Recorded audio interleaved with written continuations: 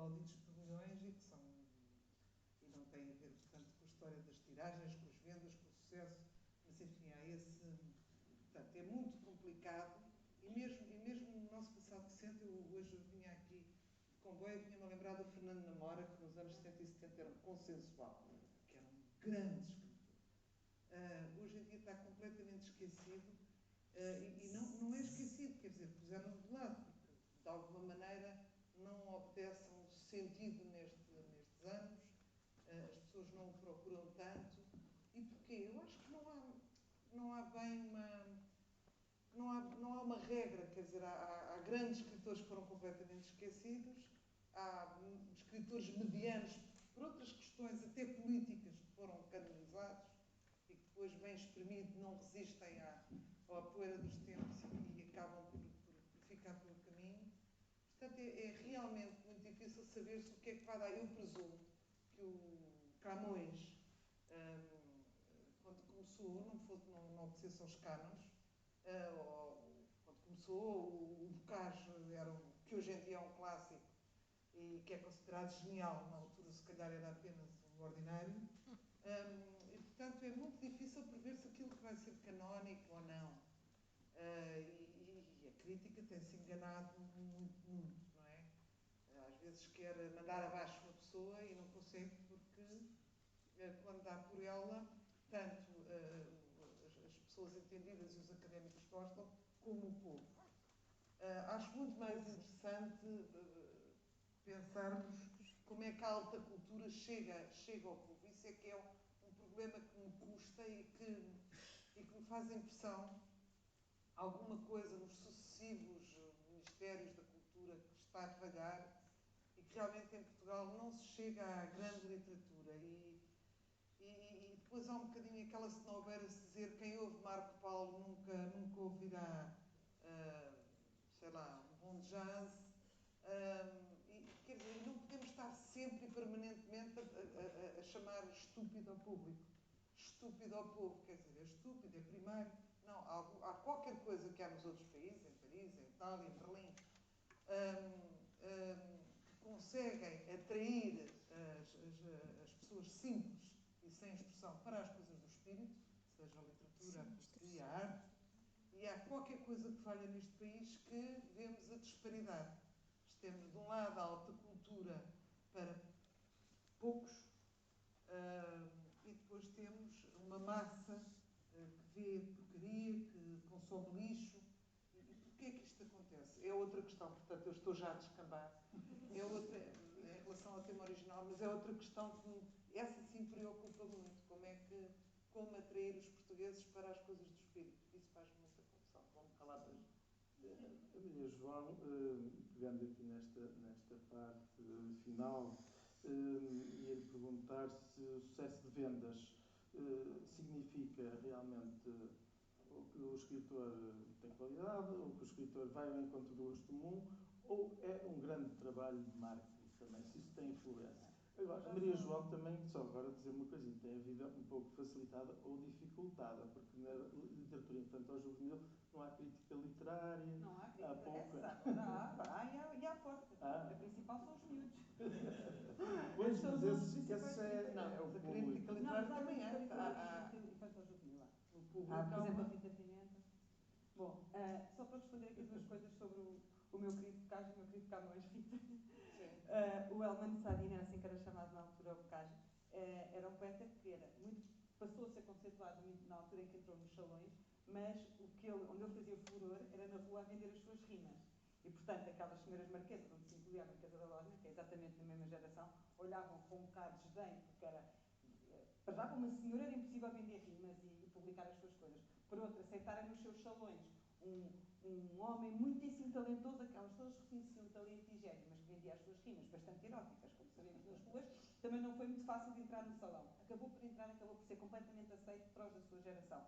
Em relação ao Camões, viu-se aflito para conseguir ter dinheiro para publicar os Lusíadas e não foi de todo reconhecido na época, só depois e quando mas a maioria acontece isto na vida.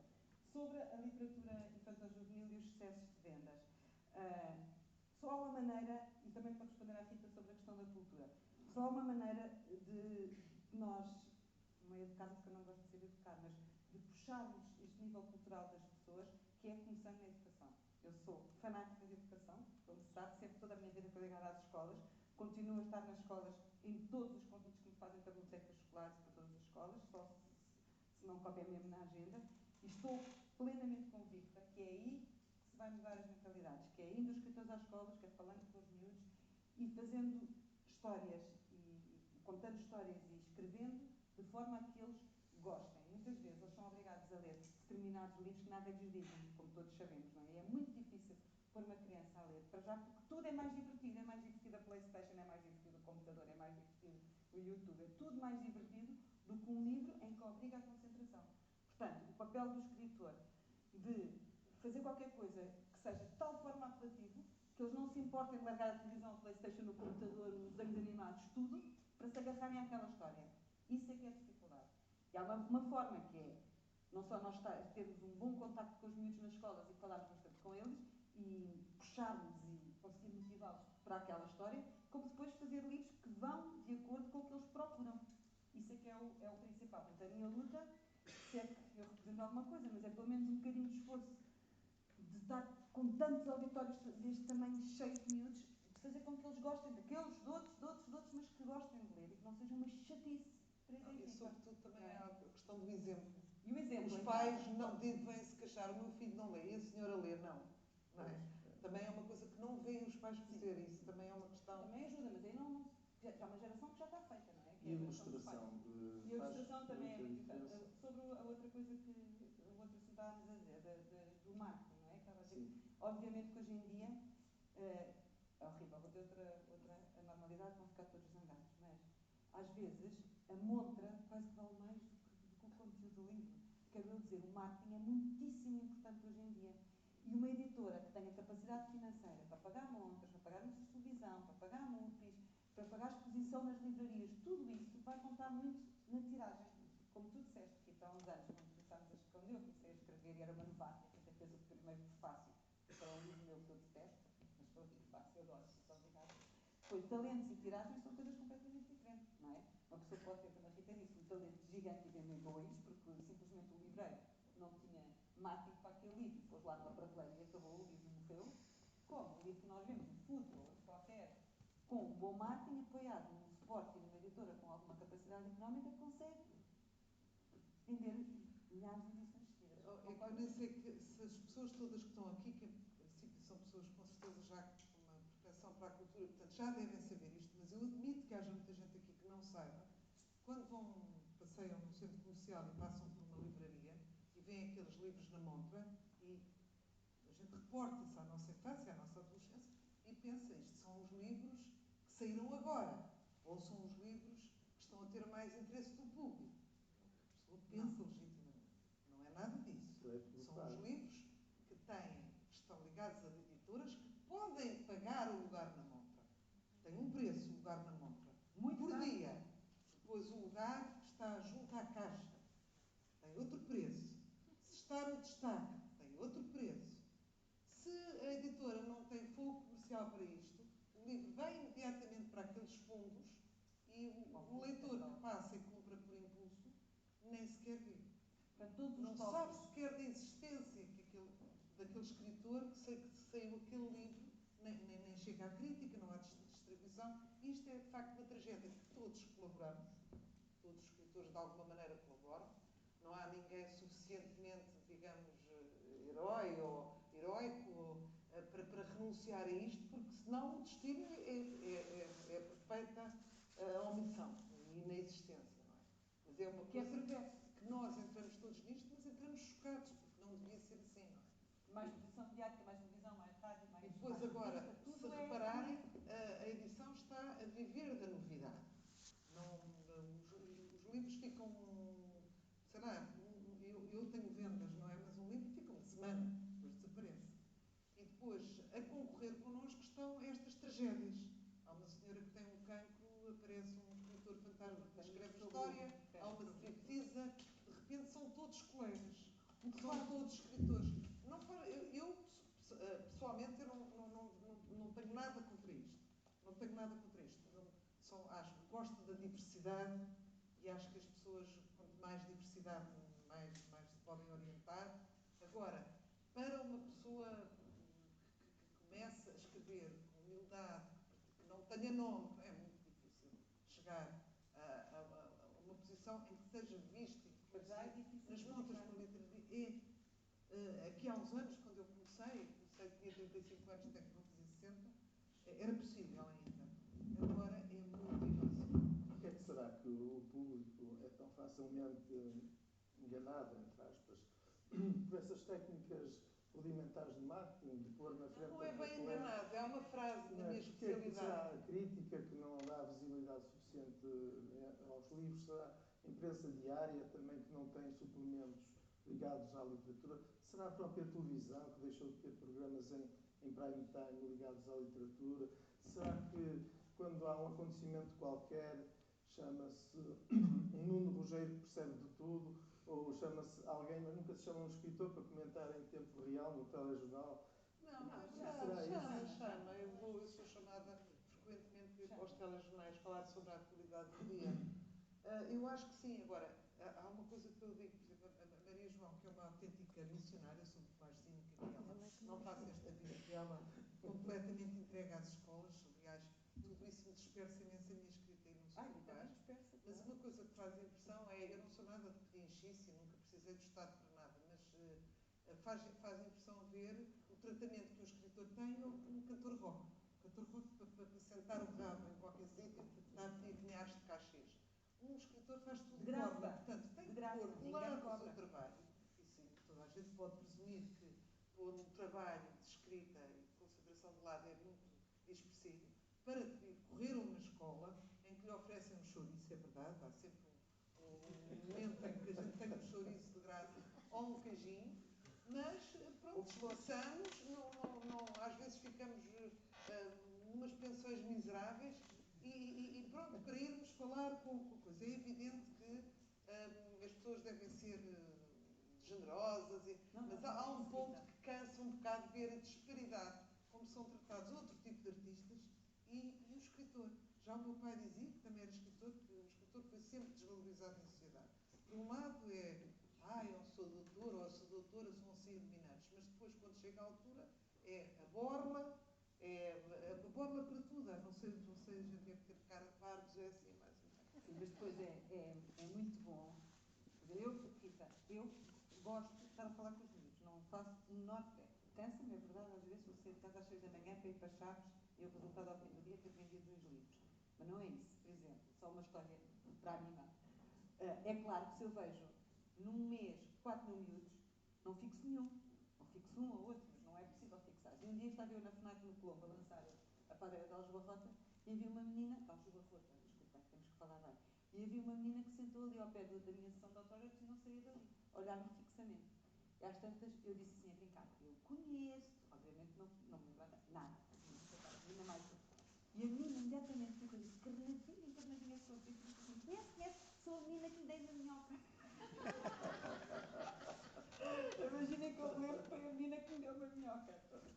Mas é querido ver, e estas coisas, a saber que nós podemos marcar de forma definitiva, carimbar um possível futuro leitor, não ser outros escritores, mas criar nessa criança o prazer pela leitura, é maravilhoso. Eu sei que não paga a luz nem a água de casa do escritor, mas ajuda muito a ficar, pelo menos a voltar para casa bem disposta. Já não é pelo chouriço ou pelas flores, nem pelos autógrafos, mas ver aquelas caras delas, aqueles olhos a brilharem de excitação.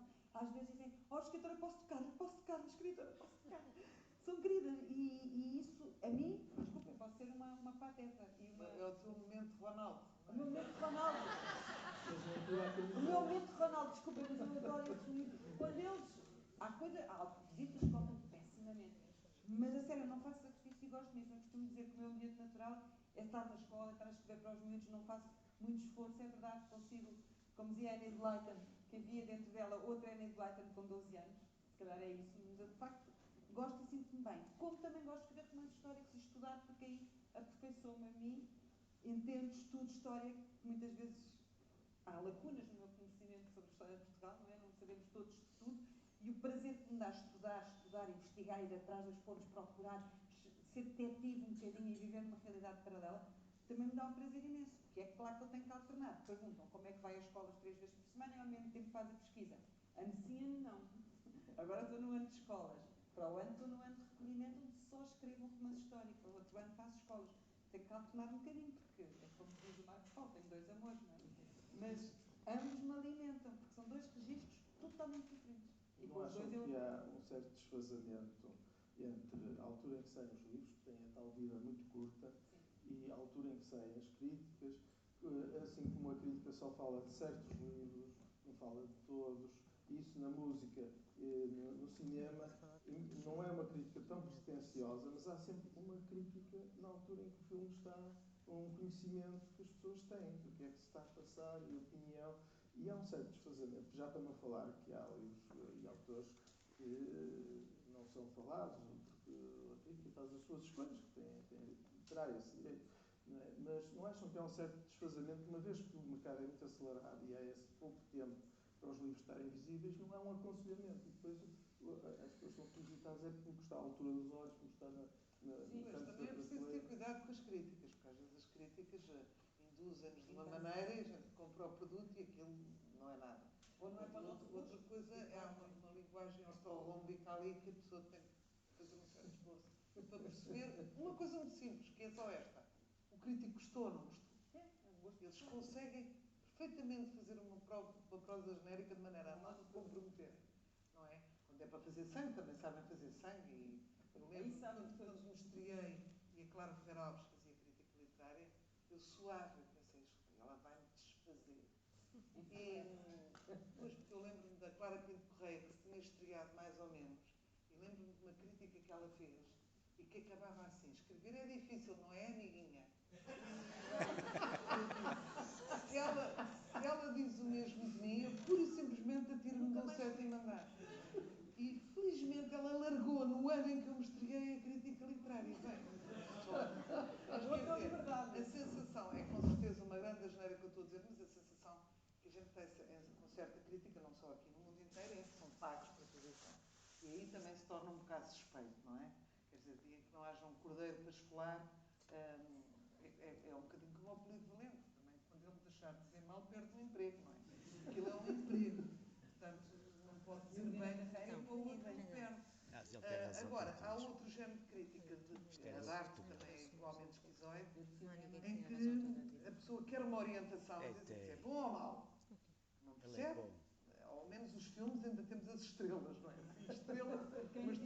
Agora, na crítica literária é complicado. Eu, por exemplo, gosto muito, eu não vou a um cinema sem ver uma crítica primeiro, para me poupar decepções, mas já sei também ver, através do discurso da ABC, o que é que eles querem dizer, não é? Agora, quem não tenha a experiência, que parta desamparado com uma crítica, vê-se às vezes um bocado aflito para perceber o que é que... Mas depois há toda a blogosfera e todo... Agora, há muitos livros, há imensos sites de livros e de críticas. A blogosfera faz crítica agora espontânea em todo o lado. Há críticos agora... Mas a crítica, em rigor, deveria funcionar como escola de gosto. E eu acho que muitas vezes Mas os críticos falam sobre os livros ou falam sobre eles próprios? Estão sempre a abrir as penas, estão sempre a exibir-se um bocadinho, também é humano, não é? Mas eu, por exemplo, mesmo quando nos falar, eu sou um bocado masoquista, gosto mesmo sou daquelas que diz, gostaste do livro, gostei, gostaste como, não é? Aquilo tem que ter defeitos, eu sei que aquilo tem vulnerabilidades, portanto desconfio logo de uma pessoa que diz, gostei, tudo. É estranho. Eu, por exemplo, gosto de críticas e é muito engraçado ver como um escritor é tão infantil que fica de cama com uma má crítica, porque fica sempre com a sensação que toda a gente o lê, toda a gente o identifica, de repente vai ser considerado estúpido. E aquilo é tão relativo para as pessoas, não é? Quer dizer, esquecem-se, dizem... Mas, de facto, conheço grandes escritores aí, canonizados completamente, que ficam, de facto, desarranjados intestinalmente, com insónias. Não, isto é rigorosamente verdade. Porque, de facto, o escritor, talvez pela sua mega sensibilidade, tem dos ofícios mais vulneráveis, não é? Que a pessoa diz, gostei do teu livro, que bom, mas gostei mais do último. É suficiente para cortar as veias. Somos uns bombos, estão sempre... que no fundo temos um valor atribuído pelos outros, que é miserável isto, porque nós não podemos otorgar a própria escrita, não é? Variável de pessoa para pessoa. Portanto, uma pessoa inteligente pode gostar e outra inteligente pode odiar, como um burro pode adorar e um burro pode odiar. Isto é uma confusão para nós próprios, portanto, a gente já nem se atreve. Fazemos o melhor que podemos e depois até fechamos os olhos, aquilo vai para lá e nunca se sabe o que é que vai acontecer. Não, é isso.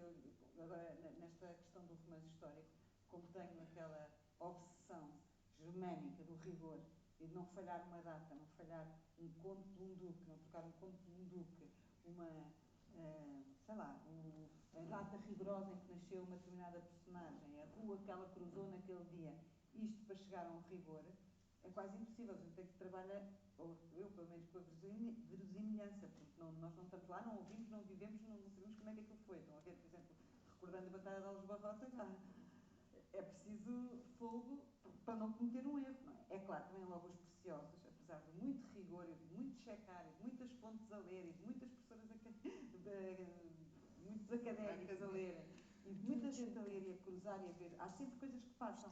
E é claro que o livro sai e no dia a seguir estou a receber 4 cartas de 4 leitores furiosos porque não era 1383, era porque não estavam meia hora no século XIV, não é a mesma meia hora do que agora. E por muito que a pessoa se esforce, há sempre aqueles preciosos, não é?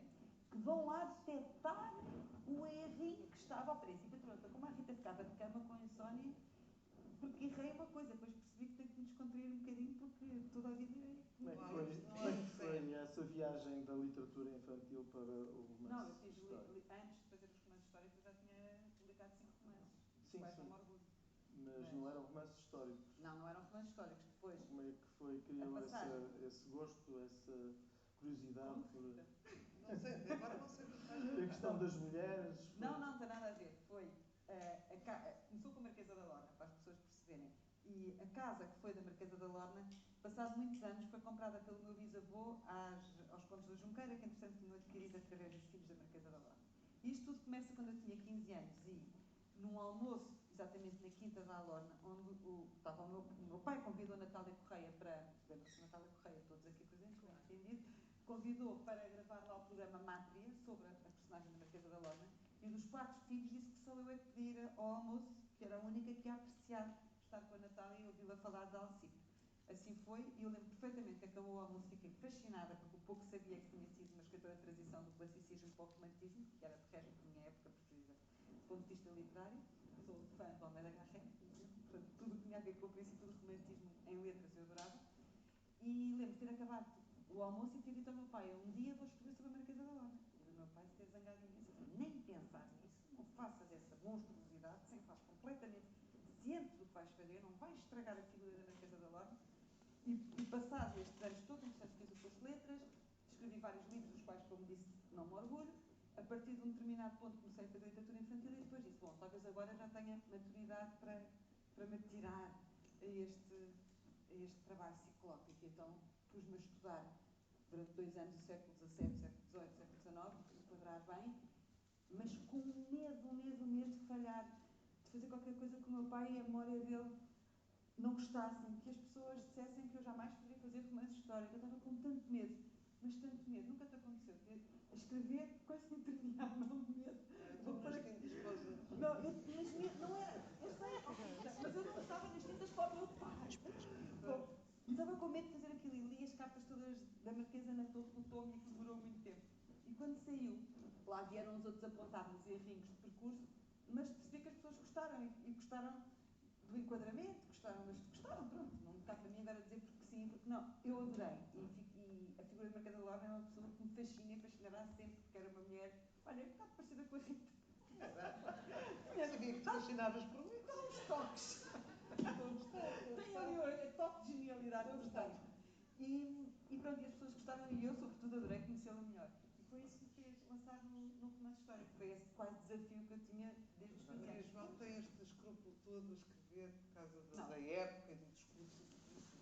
Não, e da linguagem. Experimentei agora fazer uma coisa do Sidónio Vaz, estava na Lessa, quando deixo de mentir, tive a maior dificuldade, porque eu queria criar, queria escrever e tinha que saber como é que era a toilette Claro. uma corte em Berlim. É muito chato. Mas acho graça que figuras históricas, agora os historiadores, não é o teu caso, mas que constroem quase do zero uma figura histórica a partir de um botão de punho, um bilhete elétrico e talvez a sola de um sapato. E depois constroem aquilo realmente com base na verosimilhança, como tu fizeste quando era Aljubarrota, como toda a gente sabe, não existiu. Ali só falta no livro dela, só lhe falta falar. Olha aqui tantas. Só lhe falta falar. E depois passam a funcionar, isto a mim preocupa, como versões Não, isso é que é o problema oficiais. histórico, sim, que as pessoas... Versões oficiais. De repente a pessoa vê que é uma história totalmente construída pela cabeça do escritor, a partir das tais pouquíssimos elementos, e aquela versão é que fica e depois vai inspirar noutra geração outro autor que ainda vai inventar mais. Porque é uma batota. Portanto, já é levemente parente da que lhe deu origem, já não é? Mas não interessa também muito, quer dizer, tudo é feito pela imaginação das pessoas, não se tem isto, não é? Eu estou a dizer isto, eu não estou a dizer com ironia. Eu estou a dizer que agora eu estou a tentar fazer um livro sobre o meu avô António Ferro, que é uma figura como alguns saberão muito complicada. E mal eu fiz de ler um bocado à minha irmã, mal comecei, e ela disse imediatamente, isto não é o avô. Ora bem, ele teve uns tantos netos, se formos a ver, eu tenho uma versão do meu avô, a minha irmã tem outra versão do avô, e nem é preciso ir ao avô. A mãe do meu irmão não é a mesma mãe, aliás, é a mesma, mas ele vê a minha mãe, uma pessoa totalmente sem defeitos, e eu sou muito mais, eu vejo a outra pessoa. Mas tu achas? Às vezes até a mãe odiava iscas, a mãe odiava iscas, a mãe adorava iscas, e de repente há duas pessoas a dizer, portanto, isto é filhos da mesma mãe, quanto mais de uma padeira de Aljubarrota, coitada, que tinha 6 dedos numa mão ou num pé. Não, desculpa. Quantos dedos? Se calhar ela tinha menos um dedo, não era mais. Posso esclarecer? Claro. Pronto. Então, existe uma pessoa chamada Beatriz Almeida, que nasceu no Algarve, com 6 dedos em cada mão, e que era uma bruta montes, feia, medonha, de bigode. Onde é que está o registro? Existe. Com 6 dedos, existe. Pronto. Uma pobre criatura que nasceu a alguns em Olhão, em 1300 e pronto, opa. Existe. Agora, a relação entre essa dita Beatriz Almeida, que tem existência histórica, ok? Existência real, carne e osso, e a nossa Beatriz Almeida, ou a nossa padeira de Aljubarrota, que entretanto foi para o norte da África, voltou e foi dar exatamente à terra certa, na altura certa que se dava o combate entre as tropas portuguesas e castelhanas.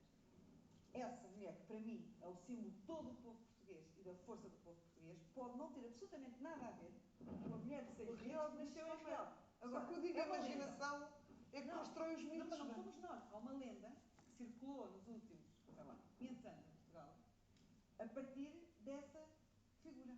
Essa lenda é contada por vários cronistas pouco depois da batalha, de várias maneiras, todas com um ramo comum. Pronto. E o que é que eu fiz? Peguei na lenda que eu achei mais Indiana Jones, mais Indiana Jones, mais aventureira, e peguei nela, humanizei-a e contei não só essa lenda, mas em paralelo da rainha Dona Beatriz, que, como todos sabem, é uma figura real, essa sim, com existência histórica, que foi o verdadeiro motivo da batalha. Pronto, foi este paralelo que eu fiz. Agora, se perguntarmos ainda, não te esqueças que naquele programa, Os Grandes Portugueses, lembram-se, Carmen Salazar, ela foi para aí a sétima mulher mais importante. Podemos dizer que o rigor histórico pode ser castrador da ficção do Mais escritor. possível. Há uma frase que é: não deixes que a verdade te estrague uma boa história. E portanto é um pouco assim que o ficcionista faz. Podiam ter um epitáfio como os maços de tabaco, que dizem isto prejudica gravemente a memória histórica do país. Eu não. Às vezes até pode ajudar, não é? Os mitos ajudam ou não? Eu acho que a verdade ajuda imenso e ajuda a construir o que é. E eu acho que mais ficção do que a realidade não existe. Está tudo, já aconteceu tudo. Já viste? No nosso passado histórico em Portugal já aconteceu tudo. Tens ali matéria para 30 romances, cada um melhor que o outro. Por isso é preciso nós muitas vezes nos lembrar. A figura da Marquesa da Lorna era pouco conhecida. Queres vida mais louca e mais passível de ser transformada num romance do que aquela. Impossível. Só terremotos foram 7 a 8. Por isso, está tudo. É preciso nós sabermos contar. Também se pode pegar numa pedra depois, ao fim de 20 romances, foi escrever um diário. Como é que lhe deu para isso? É verdade. Isso faz. É verdade. Pois, porque só agora é a pergunta? Porque agora lá está os complexos, quem sou eu para escrever um diário, o que é que a minha vida tem de especial, o que é que a vida não tem de especial. Mas depois comecei a perceber e comecei a pensar, e isto já disse isto várias vezes, não disse as vezes suficientes, quer dizer, vemos os arqueólogos e vemos não são os arqueólogos, os que estudam os esqueletos, como é que eles se chamam? Escultólogos. Os escultólogos.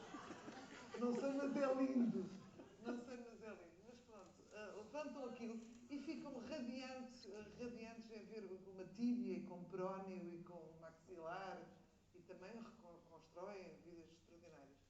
E faz-me a impressão que nós todas as pessoas que estão aí, cada pessoa tem uma história secreta, épica, que ninguém conhece. E faz-me a impressão, e eu até disse isto uma vez na televisão, e as pessoas riram-se, mas é verdade. Volta às mães. Uma pessoa tem uma mãe que tem uma vida extraordinária de, olha, padeira maus barrota, então em Portugal é 9 em cada 10 mulheres são herdeiras da padeira. Como é que os filhos as recordam? Então, mas como é que era a tua mãe? A minha mãe fazia um bacalhau. E faz-me impressão. Porque assim, toda aquela vida é obliterada, toda aquela vida é coisa, e de repente a memória está no bacalhau. Então, mas quem era? O que é que ela fez? A que é que ela teve que renunciar? Onde é que ela foi estoica? Amou mais alguém além do teu pai? Não sabem nada, sabem do bacalhau. Pronto. E isto serve-me sempre a pensar, onde é que estão as pessoas? Onde é que está... O Miguel tem uma história, como é escritor, poderá escrevê-la.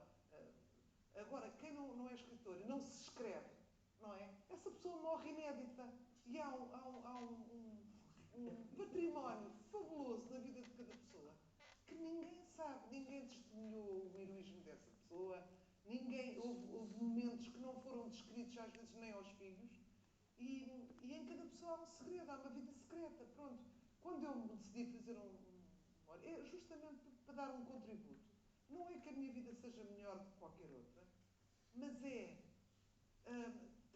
tão especial e tão única como qualquer outra. E todos nós somos inclonáveis e ninguém conhecido no nosso género, na nossa impressão digital. Somos únicos. Não há nada. Quando morremos, não morre mais uma pessoa, morre uma espécie inteira. Eu sou uma espécie inteira. Tenho um ADN, como o Miguel é, como a Maria João, como vocês todos estão. E acho que o diário ajuda imenso. Contudo, porém, todavia, este adversativo, os diários que nos oferecem as pessoas, os diários, eu li todos, evidentemente, claro que li a conta corrente do Virgílio, claro que li o diário de Torga, a Virginia Woolf, a Flor Bela, a Catherine Mansfield, agora não me lembro assim de repente. Quem? O Marcelo Matias, que fez diários fantásticos. Só que tem o favor de entregar um pouco da sua intimidade. Ora, a intimidade não é o sexo, que não interessa a ninguém, para mim é tudo igual. São 3 coisas que se fazem na cama e há anos que andam a falar das mesmas coisas. Acho super monótono. Super monótono. Mas enfim, portanto, não há 3, digo 3, quer dizer, fazem 7 ou 8, mas já tem riscos de fratura e não sei o quê. Já não há paixão. Mas são 3 que se fazem. Agora, a intimidade é também o que se pensa e o que se vive, e sobretudo as coisas que ninguém fala, que são as rejeições, a solidão. Toda a gente tem vergonha da solidão. Ninguém desabafa a sua solidão. A solidão de cada pessoa é desmedida. Esteja casado ou solteiro, é desmedida, porque é muito raro, raríssimo encontrar-se de facto uma partilha verdadeira. E quando falam em casais felizes, eu até estremeço. Eu aproximo a luta e, meu Deus, é sempre à custa da renúncia de alguém, etc. Portanto, as pessoas, efetivamente, os seres têm solidões desmedidas que não confessam, porque se confessarem a sua solidão, dizem-nos, quase que se confunde com o fracasso e com a falência e que és um falhado e como é que tu és quem és e estás sozinho e não tens ninguém ao lado e como é que não tens saída e depois as pessoas confundem uma pessoa sozinha com uma pessoa que ninguém quer, que é outro sofisma. E portanto, então quando eu fui ler os diários, a matéria íntima é muito à distância, não é? Acho que é o Kafka que, quando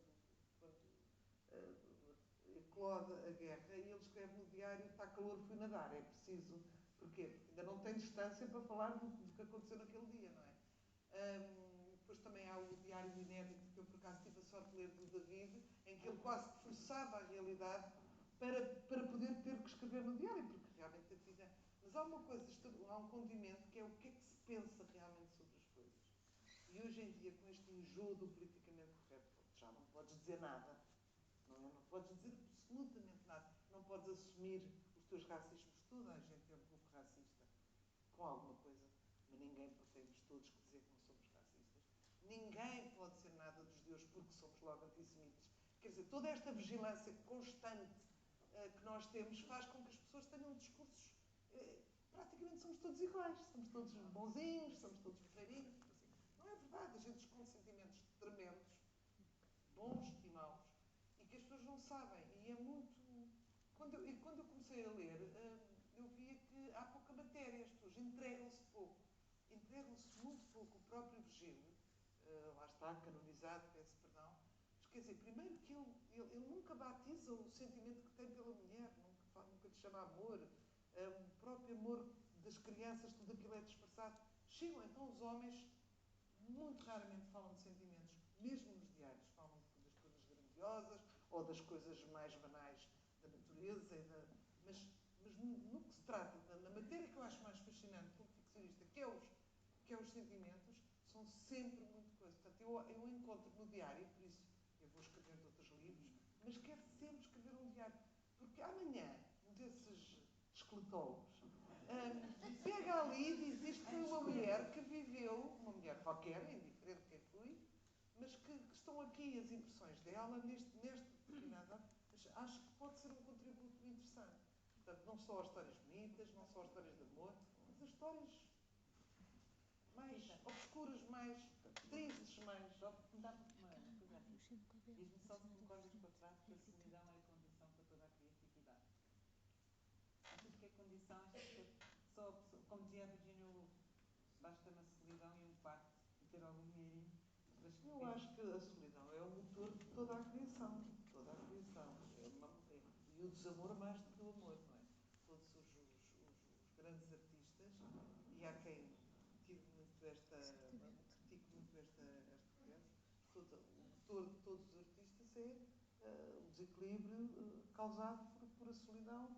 É uma coisa insanável e que toda a gente tem e que continua a fazer muita confusão, que as pessoas escondam como se fosse um aleijão.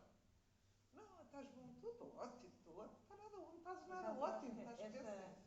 Esta loucura das redes sociais é muito o refúgio para a solidão, ao mesmo tempo o antídoto, não é? Que as pessoas se sentem-se muito mais acompanhadas na sua solidão. Então tem este manancial de amigos virtuais. É uma pequena batota que estamos a falar. Não é? Uma pequena batota, não temos que os aturar. Basta, chateiam, bloqueamos. Não, mas há muita gente que assumidamente só, eu acho que, ao contrário da Rita, acho que há muita gente que gosta exatamente de fazer o elogio da solidão e o queixinho total, que estou sozinho, que nem imaginam o que é viver nesta solidão, e que encontram aí nas redes sociais, com os seus prós e os seus contras, mas que encontram um grande entretenho. Que encontram alguma felicidade ali, portanto, não é só... E a escrita diarística é alguma coisa que... Diarística, sim. Diarística é alguma coisa que dirá não, de maneira nenhuma. futuro. Não me dirá entusiasmar de maneira nenhuma, ao contrário da Rita, acho que a minha vida não tem qualquer relevância, qualquer importância, não tenho qualquer vontade de escrever. Eu não digo que a minha tinha relevância. Não, eu sei que disseste que não, mas eu acho que não tenho interesse nenhum para ninguém, estás a perceber? Nem para mim própria. Portanto, para escrever, não tem. Isto quando tinha 13 anos temos e 14. Matéria. Temos matéria. Quando tinha 13 e 14 anos adorava escrever diários e isso. Hoje em dia não tenho qualquer... Sabes porquê? Mas o escritor não está também nos outros livros? Precisa é de escrever um diário não, para se... porque ao viver... Não, ao viver a riqueza da Lona, ao viver a Pádera, ao viver o próximo que eu vou fazer, ao recriar ou ao interpretar estas figuras históricas, acho que a vida delas é muito mais... Tem muito mais sumo, muito mais matéria e pode interessar muito mais tanto a mim como aos leitores do que a mim. Portanto, acho que não há nada nada que me apeteça se quer escrever sobre a minha vida. Zero. Mas isto tudo é em fases. Sei que há mais crianças, tudo é por fases. não tenho qualquer... não sinto a subir do diário. Tem alguma curiosidade para saber qual é a vida Isso é a está por história. trás? Eu quando quis fazer o diário, na editora, na Leia, disseram-me assim, não há muito interesse por diários em Portugal. Eu adorei. Como é que sabe? É que me irritei mesmo. Quem é que fez diários nos últimos 50 anos? História, lá está. Sim, está bem, mas esses factos já começaram nos anos quase 40, lá depois. Eu pergunto qual é a vossa medida para avaliar que as pessoas gostam ou não? Eu acho que eu sou veiense. Não sei se o Miguel é. O Miguel é um bocadinho veieiro ou não? Estou aqui a dar-lhe uma deixa para falar de si.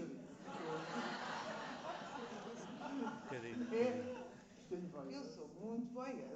Eu sou muito veiense. Sou daquelas que se vê nos filmes que estão uma pequena cadeira a ver tudo. Sou assim de lado. Eu sou muito veiense e gosto. É claro que se me põem coisas desinteressantes. Lá está. Cenas de sexo, eu já dormi.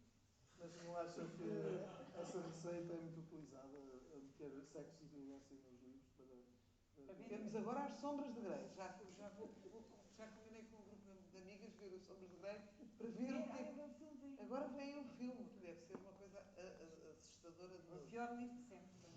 Mas eu tenho esta coisa contra o sexo, parece que tenho contra o sexo. Não, eu gosto de sexo como qualquer outra pessoa.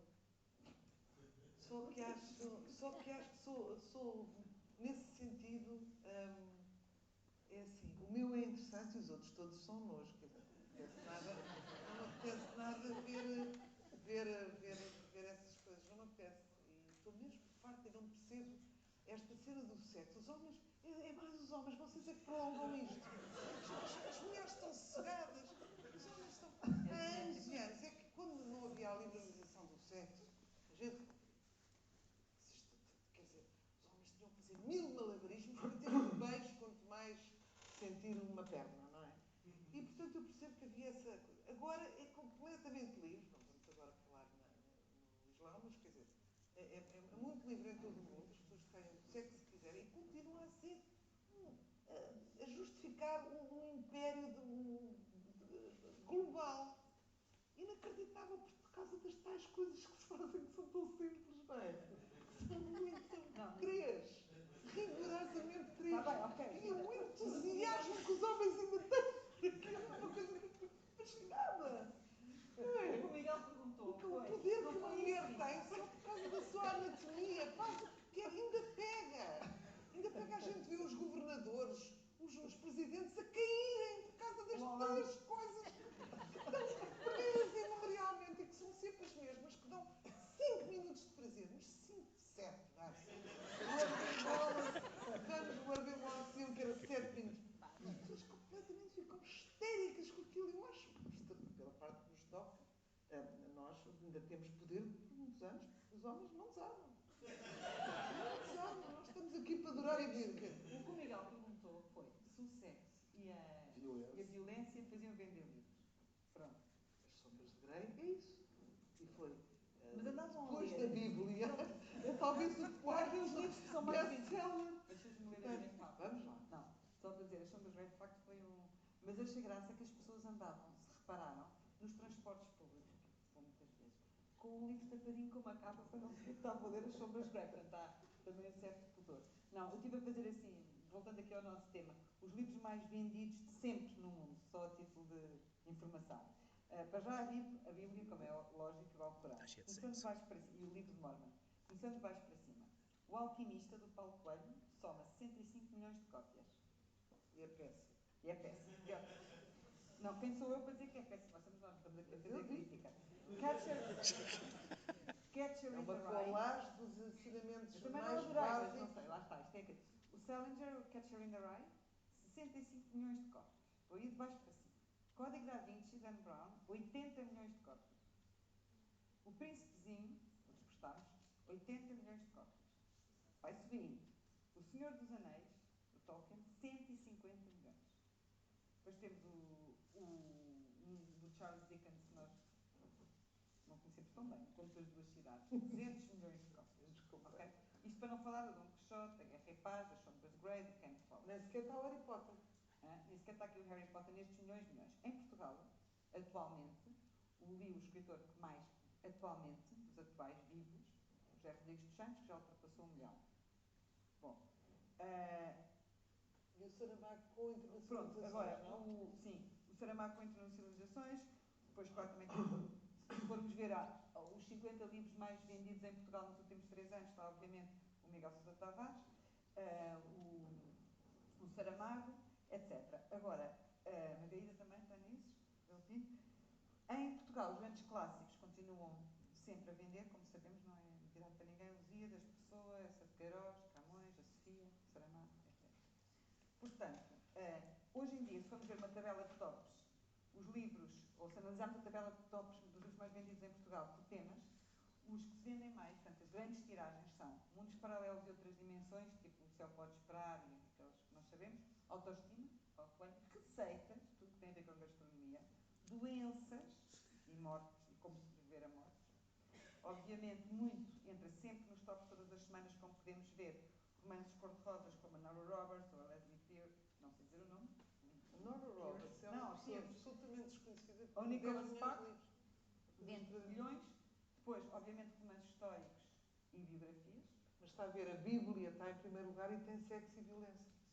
Tem tudo. Lá está. E ao género Dan Brown, suspense e mistério. Portanto, é isso. Vamos ver os tops, não tem nada de mais. É isso. Sempre, muitas vezes, autores portugueses, acho que foi semana passada, há 2 semanas, no Top do Expresso, eu estive a ver nenhum autor português de ficção nos 10 mais vendidos. Isto é que mete confusão, não é? Mais uma vez, voltamos ao princípio da conversa. Se os editores se aplicarem e tiverem capacidade de comprarem montras, tops, comprarem isto tudo, obviamente fazem um best-seller, constrói-se. E por isso temos, obviamente, os grandes grupos editoriais sempre nos tops, muitas vezes com livros que não são literatura portuguesa, são traduções. E estamos nisto. Isto leva-nos aos clássicos. Estamos dentro. Está tudo controlado. Nós temos um sinal combinado, então, já está, o sinal com pernas já está a aproximar-se. Os clássicos. Quem é que defende os clássicos? Não é? Vimos esta listagem de livros que se vendem mundialmente. São os intelectuais. Não é? Mas quem defende os clássicos, as grandes editoras, os grandes grupos terão interesse em promover os clássicos? Serão as universidades que promovem os clássicos? Será o Plano Nacional de Leitura? Não é? Porque há livros que são importantes porque está neles a memória da humanidade, a memória do país. As metas da educação, como sabem, têm as metas de leitura que as crianças têm que ler em determinados anos, obrigatório, não podem passar para o ano seguinte sem terem cumprido essas metas. E aí estão uma série de clássicos, não é?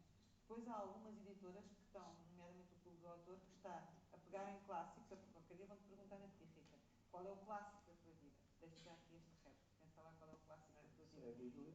E, não, o clássico, diga mais, pode ser provavelmente as viagens da minha terra, provavelmente da terra.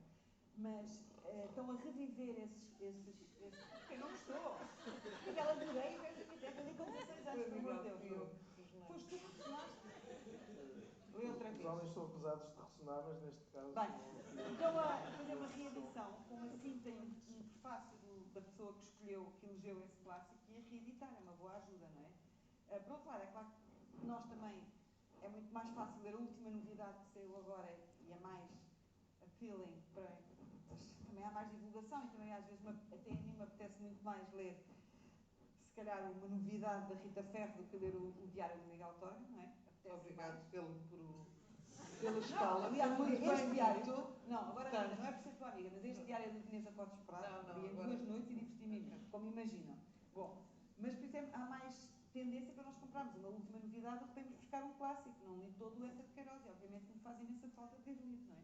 Mas de facto é difícil às vezes ir buscar os clássicos. Acho que há um grupo para responder também à sua pergunta. Acho que há os chamados intelectuais, que é uma massa anónima assustadora. Não têm bem rosto, mas eles existem porque eles mexem-se e vê-se que tomaram café aqui, vê-se o rastro deles. E eles são as pessoas que são os guardiães absolutamente zelosos dos tais câmaras. E isso todo é dominado pela esquerda, como se sabe, por agora razões, era outro debate, até porque a direita é comodista e preguiçosa, portanto passa para a esquerda, mas é guardada pela esquerda e de facto, muito bem, deixam as pessoas pessoas deixam a Fernanda Serrano escrever um livro, deixam outras pessoas, quer dizer, deixam, aliás, nem têm poder para não deixar. Como não deixam? Deixam, quer dizer, deixam. Não tem como não deixar. Não tem como não deixar, não tens livro. Mas eles, agora, fazem as pessoas sentir uns complexos quase suicidários de se atreverem a profanar as portas sagradas da alta literatura. Portanto, há isso. As pessoas realmente descambam ou atrevem-se a fazer coisas que não são bem reconhecidas logo como arte, não é? Para estar agora a falar na diferenças entre a arte e a coisa. Portanto, há coisas que a arte não reconhece, mas também o estigma que paira sobre quem se atreve a desafiar esses cânones é suficientemente punitivo. Portanto, são cães, são os cérebros, são os cães que guardam o inferno. E, portanto, por esse aspecto, nunca hão de deixar os clássicos pelas ruas da amargura, quanto mais não seja. Quer dizer, eles têm que dizer que o Ulisses, para mim é uma monumental chatice, mas que é um livro absolutamente essencial e que o mundo se divide em quem leu Ulisses e gostou e quem leu e não gostou. E quem não gostou não merece viver. Eu lembro-me de uma discussão que tive com o Miguel Rosado Fernandes, um conhecido agrónomo e também helenista e grande académico, ele dizia: Rita, mas eu tenho certeza que vai gostar do Ulisses, só tem é que ler 8 livros que eu lhe vou dar. Eu disse: não me chatei, não me chatei, eu não tenho idade, quer dizer, eu só faço aquilo que eu gosto, eu sou um ser inteiramente livre. Se um livro me mata, não tens de vir agora explicar com outro livro.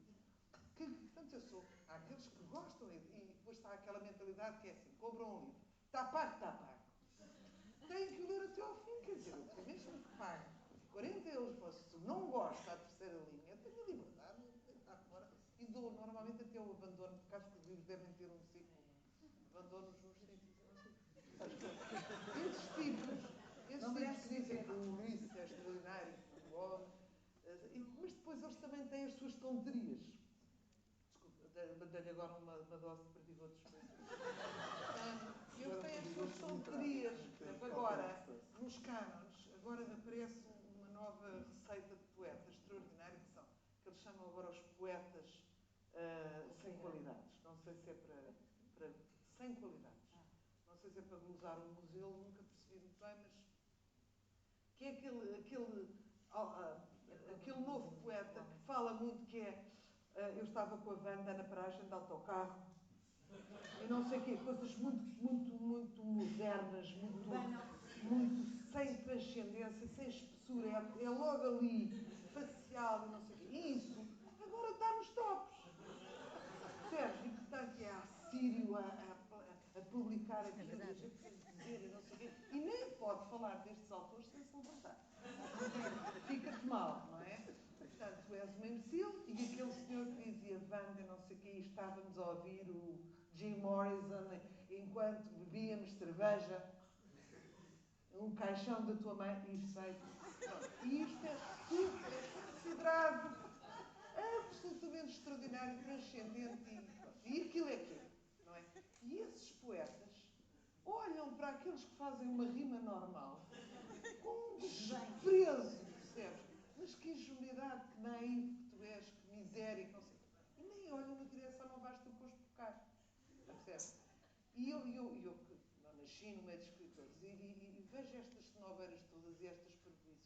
E depois há outra coisa que eu também vejo e que é muito engraçado, que é a patetice dos escritores. Os escritores também são patéticos. Os escritores são possuídos, não é? Realmente aquela coisa que a pessoa explica tão bem, eu sou entre a mão, é a mão, e é uma coisa que vai entre o cérebro e a mão. E ele explica muito bem isso, porque a própria pessoa que é investida dessa criação é um ser humano normal e banal como qualquer outro. E depois eu tenho visto tantas coisas, não é? Ali na Feira do Livro, vocês não podem supor o que é o trabalho que as editoras têm para sentar 2 autores a dar autógrafos. Porque A não se senta com B, porque D não se senta com E. E já me falam: a Rita tem alguma coisa contra a Lídia Jorge? Não tem. Pronto. É porque estávamos a pensar para o lado. Mas depois vai ao Levantunes e diz: nem pensar que me sento com o Saramago, foi toda a vida, não é? Mas é que já não se senta esse. E não sei quantos não se senta, não sei quê, e depois se não é porque se acham mais importantes, é porque um é contra o aborto e outro é a favor. um é de PSD e outro é socialista. Quer dizer, esperava-se que pessoas diretamente ligadas à sabedoria, sábios, fossem diferentes, mas não são. As direitas à mesa, os convites, todas aquelas coisas são rigorosamente iguais. Portanto, a gente também tem que dar um verdadeiro desconto aos intelectuais. Também têm patetices, não é? Eles têm que ser perdoados também. Dizer, pronto, ok. Bem, nós agora estamos já com o nosso tempo adiantado. Íamos tentar abrir um pouco a conversa e passar a palavra para a plateia. Com certeza temos mais um quarto de hora para conversar, portanto, quem quiser intervir, fazer alguma questão aqui às nossas duas convidadas. Eu vi-me aqui grego, estava a ver quando é que a Rita respirava, eu, como feito da minha formação profissional, estava a observar atentamente, mas ela fala sem respirar. Eu estou aqui há um quarto de hora para conseguir interromper, mas consegui passar a palavra para a assistência. Portanto, se alguém quiser uma questão, é este momento certo para poder colocar, senão nós temos aqui as perguntas da Algibeira para encher chouriços. Vai encher chouriços. Damos um áudio à primeira pergunta. Damos um áudio à primeira pergunta. O áudio A4 sairá. Nem é preciso tirar as faturas da sorte. Pelos vistos, não há ainda clientes. Já está aqui uma pergunta. Vai chegar aí o microfone. Áudio presta-se. Como se chama? Dulce. Faça favor. Em relação ao diário, eu passei há pouco tempo uma experiência de uma pessoa amiga que estava doente e sabia que ia falecer e que me pediu particularmente para eu queimar os diários. Acredito que quando esta pessoa escreveu foi para si própria. E porquê é que não queimou antes? Enfim, há outras razões. Mas a minha questão é, escrever para ser lido não é diferente?